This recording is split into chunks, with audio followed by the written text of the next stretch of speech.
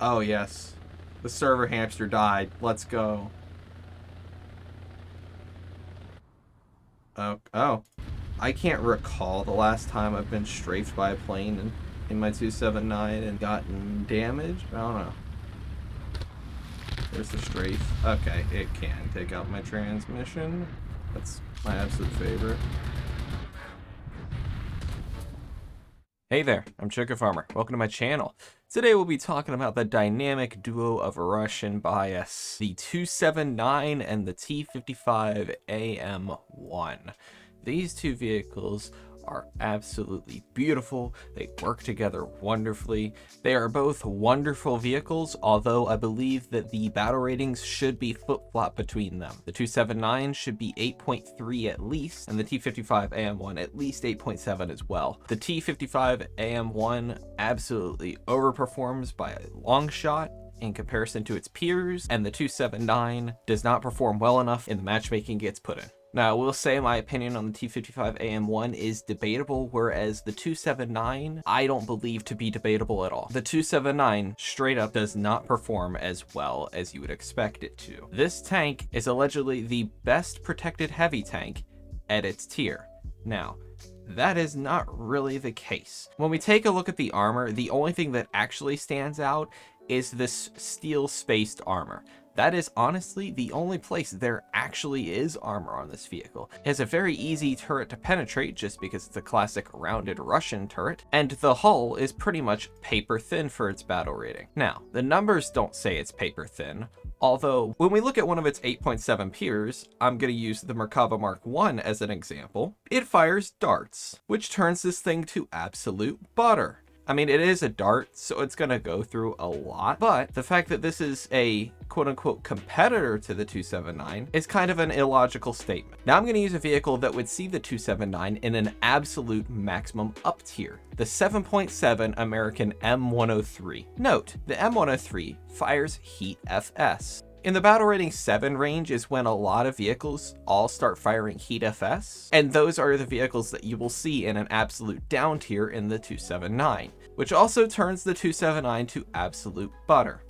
Now, that's just talking about the armor protection of the 279. Let's just hypothetically say it was to be penetrated with one of these shells. If we take a look at the X-ray of the 279, the entire inside layer of the armor is coated in ammunition.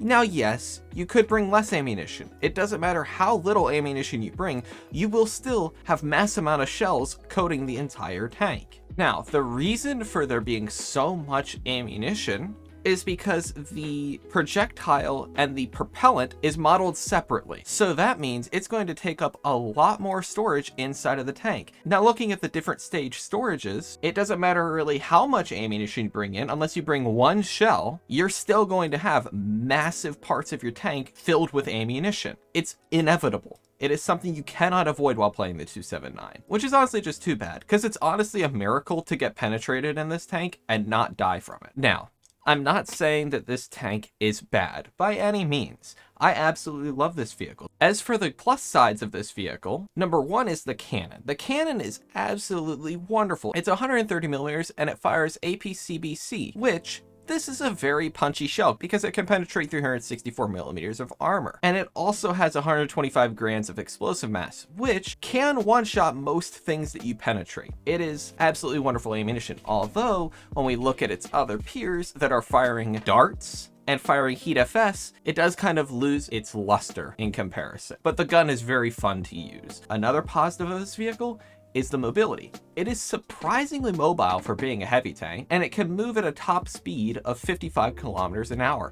And it really won't take that long to get up to that top speed. It is a surprisingly maneuverable tank. The final big plus side of the 279 is the fact that you don't see a lot of them, and a lot of people get scared of it and don't know how to deal with it. That's why when you're fighting with this thing, you have to over-angle the hell out of it and cross your fingers that no one shoots you in the right spot. But by over-angling, you are increasing your chances of survivability by a metric ton. This thing is honestly awkward to play just because of how many downsides it has. I'm going to shift over to the T-55AM-1, which I absolutely love pairing these two together because this thing is actually really, really strong. And honestly is well worth your money in comparison to the 279. This vehicle absolutely blew me away when I first started playing it, when I realized that it can fire ATGMs as its regular ammunition. Now, I know there are going to be many veterans watching this video that are going to be criticizing my overuse of ATGMs, but honestly, I have a blast using almost nothing but ATGMs, so that's what I'm going to do, is just use nothing but ATGMs. I do bring a few darts just in case there's a situation where an ATGM will not work, but generally speaking, most of my ammunition loadout is ATGMs, and it's an absolute blast because of that.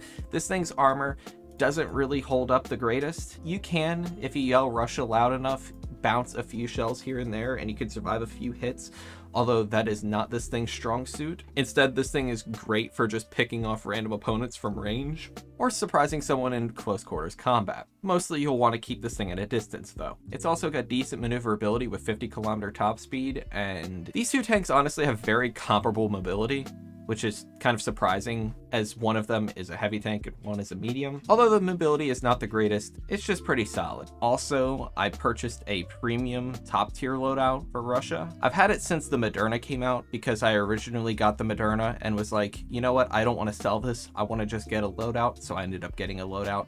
That will be what I'm grinding the Christmas event with. Hopefully gonna get my hands on that T80. If you would like to see videos of that grind, let me know. It'll be mostly done with this top tier loadout. That's enough rambling about these vehicles. Let's just get into the gameplay. I think I might just press W because this match is getting nowhere.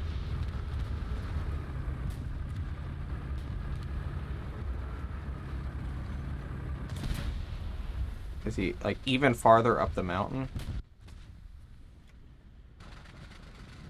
Oh. No idle engine noise. That sucks. I'm not even gonna use a backup.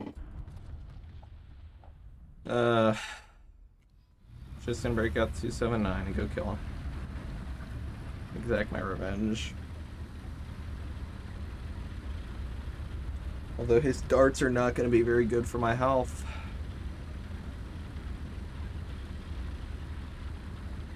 Can I ask why the 279 is like mobile? I guess it's to make up for the fact that it has to deal with up tiers literally every time I play this thing. But this thing in down tiers is actually fun, but the moment you get put into up tiers, it's just pain and suffering. Darts just fly straight through this thing. Your shells don't have the greatest pen. Like they're punchy. They're just not great.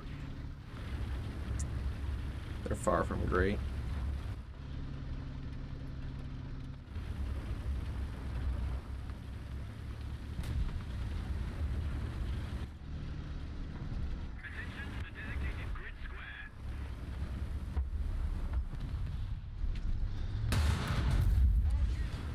I exacted my revenge. I have no idea what just hit me. I don't know if that was an ATGM from a alley or something, but some just ripped off some of my spaced armor. Is this something on top of the hill? Oh shit. Oh, I thought that was alive for a second. The coloring of the sun hitting it scared me. Thought it was like a Wally or something. That's kind of what it looked like to me.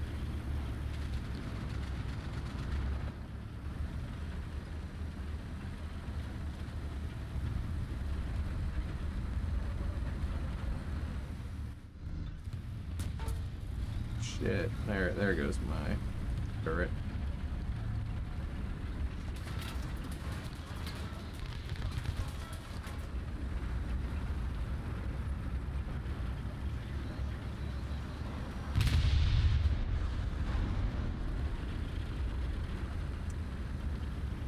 I mean,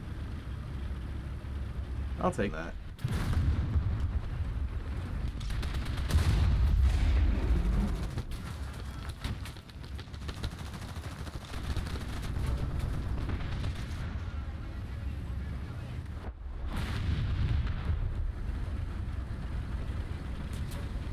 Man, I am taking hit after hit, huh? Hopefully the IT-1 sees what it is. Shit, something's on A. I am thoroughly surprised I survived there. I wonder how many hits. I'm probably gonna have a hit counter on screen. That was kind of crazy. Maybe this video won't be about the T-55AM-1. It'll be about 279. Did I make it about the 279? You know what? You know what? This makes me want to make out 279. All right. If you're watching this video, this recording session was supposed to be for the T-55AM-1. It is now not for the 255AM-1. It is now for the 279. Oh no, a drone. Seriously? A no-winged drone. He ripped his wings in a... Brother. Alright, we're actually going to use a backup. We ball. I know where an actual target is this time. He's probably going to die. Like, he's on the point. I would have killed him. It said my gun was going to hit him, but there was a rock between me and him, so I didn't really trust that. Free-thinking pilots be like.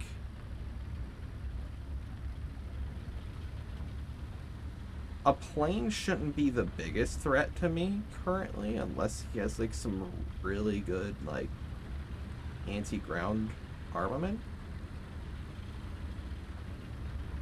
I don't think cannons will be that big of a threat to me. I can't recall the last time I've been strafed by a plane in my 279 and gotten damaged. I don't know. He is not sitting in the same exact spot. Although I hear his engine. There's the strafe. Okay, it can take out my transmission. Oh, good game. I love how I can't shoot through those pillars. That's my absolute favorite.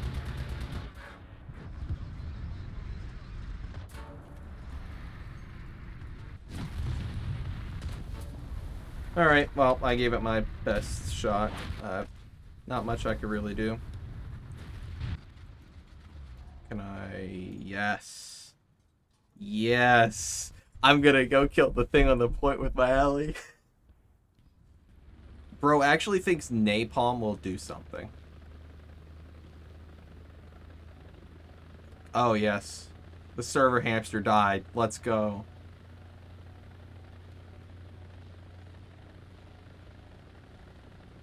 Yuri forgot to feed the server hamster. I hear jet. Up. Oh. Oh. Alright. I don't know if any of y'all have played the game Death Stranding.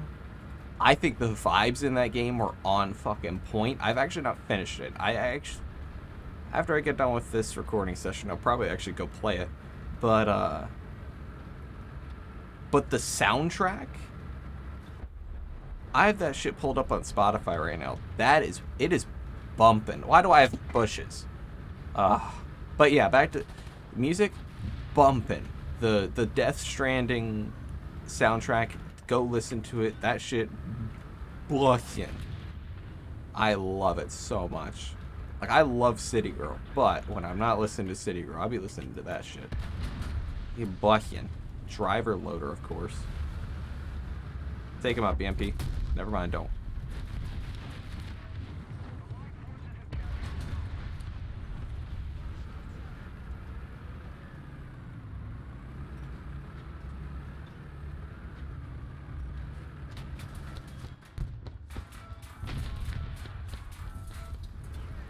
Fuck pumas, by the way. I hate pumas.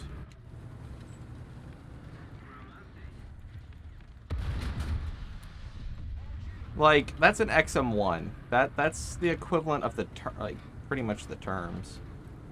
Ooh, I wonder if I can.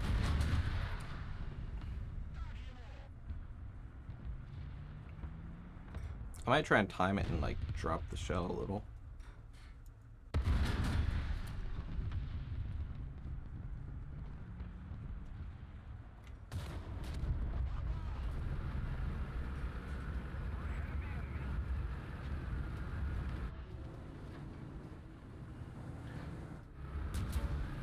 Oh, no.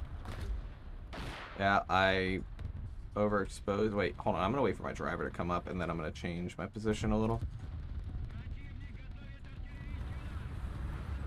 I don't want to be fully exposed to the people on the hill.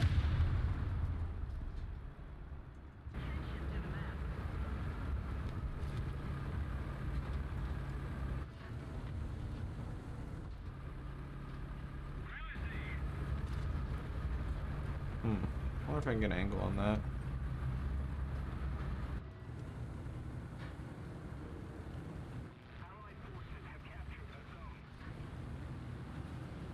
I hear the plane, don't worry. I just wanted that more than anything. Man, someone really sucks at bombing. I'm not good at bombing at all, and I would never miss that bad. The helis are scaring me a little. Oh, nice tank. Cool.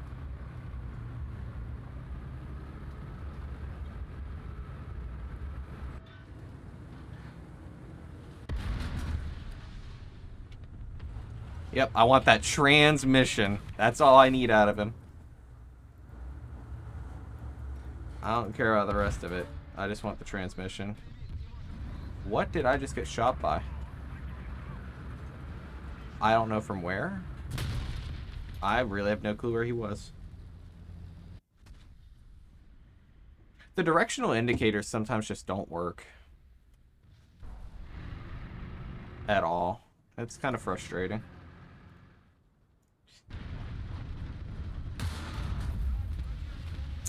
Well, I mean, that cupola was just like, shoot me, over that ridge. So, you know what your boy had to do. I can't really make out what tank that is. Okay. I really couldn't make out that tank at all. Wow, I really was having a hard time making him out. That's crazy. That makes me look really stupid.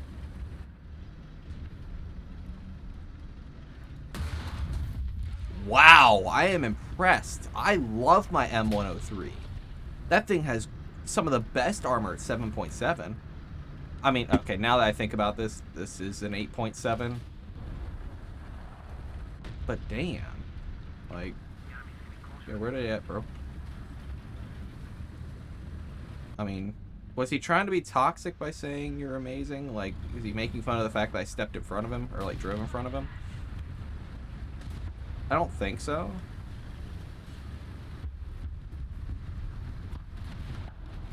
Yo, if he's not being toxic, shout out to Ponchacho.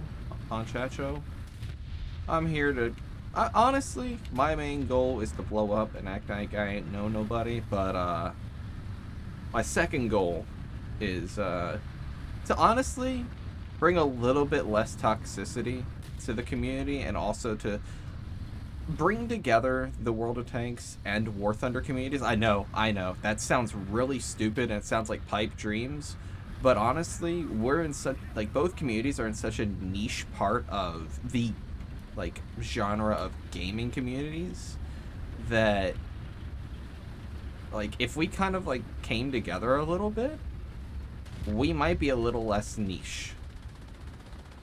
Honestly. Like, I want tank games to become more mainstream. I really do. I think they're really underrated. I think there are a lot of mechanics that people don't realize are in these games that they just see, oh, tank game, you just drive around, shoot other tanks. Like, that's not fun. I totally get that train of thought. But if these people, like, actually, like, learned how the mechanics worked and realized that there's more to it than just tank, shoot, tank, these games would be a lot more mainstream. That's all I want. This tank is just so good. Like, its survivability holds up in a lot of situations it really shouldn't. And honestly, because this tank is not really played by a lot of people, because a lot of people just don't own it, it means that the knowledge of how to deal with these tanks is very limited as well. So because a lot of people just don't know how to deal with these things, it's pretty easy to expose yourself in very stupid ways and get away with it, which is something I absolutely love about this tank. I'm honestly curious, is this actually boring to you guys, or is this entertainment? I really can't tell. I know I'm not funny, and I'm not good at the game, so I'm really not 100% sure what the entertainment value is here. I am a really bad judge of my own entertainment value, so if you have an opinion of something like, maybe I should cut more out of these videos or maybe cut less, please let me know. I want y'all's input on how my content is made. Not to say that I will do everything that's recommended, but I want to make the best content I can, and that's kind of my main goal here. And that's pretty much it for this video. I guess to wrap up these two vehicles, they're honestly just a blast to play together, and the fact that they have similar battle ratings just makes it to where you can play at least 2 fun vehicles a game. I'm in love with both of these vehicles. Again, the T-55 performs a little bit too strong. The 279 performs a little less than it should. Not that either of these vehicles are game-breaking in either way, but just something to point out to the masses. I honestly had to cut a lot of these clips like all the way down. There's a lot that I had to cut out that I really wanted to put in here, but the video would have been like 40 minutes long, and I doubt anybody really wants to sit through 40 minutes of this bullshit. So yeah, I just kind of cut it down as best I could. Christmas is coming up. I'm gonna keep trying to get videos out. I may or may not be posting every single day for the next week or so. I'm going to be traveling for the holidays, so we'll see how much I can get done before then. But after Christmas, expect every other day, either a World of Tanks or a warthunder video. Green screen videos will be very, very rare. I don't really have a schedule for those, but we'll see. If you enjoyed, please like and subscribe, and yeah, have a chill day.